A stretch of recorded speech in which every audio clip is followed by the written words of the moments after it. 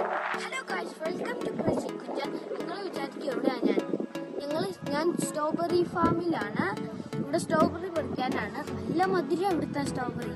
ചെന്നിട്ട് കഴിക്കണം. അമ്മ നല്ല ടേസ്റ്റാ. അമ്മ കാണിച്ചു കൊടുക്ക്.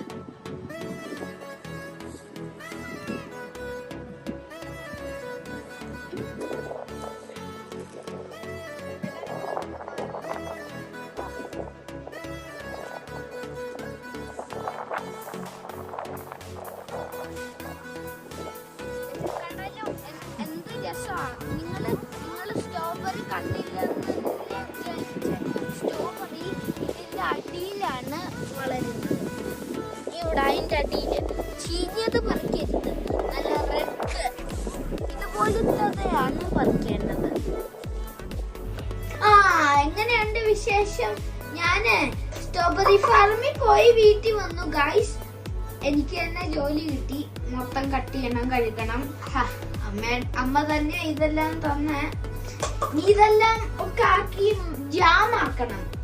എന്നിട്ട് കുറച്ചെണ്ണം അവിടെ വെച്ചിട്ടുണ്ട്. കാരണം മൊത്തം ജാമാക്കാൻ പറ്റത്തില്ലല്ലോ. കുറച്ച് തിന്നാനും വേണ്ടേ, നല്ല മധുര.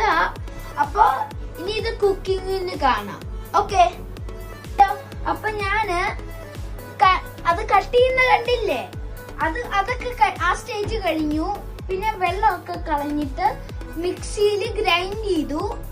എന്നിട്ട് ഈ പാത്രത്തിനകത്തോട്ട് അത് പോർ ചെയ്തു. ഇപ്പൊ അത് സ്റ്റെർ ചെയ്യുക. പഞ്ചസാരയും ഒക്കെ ഇട്ടിട്ട് ഇപ്പൊ സ്റ്റെർ ചെയ്യുക. അമ്മ ഇതിന്റെ റെസിപ്പി പറഞ്ഞു തരും.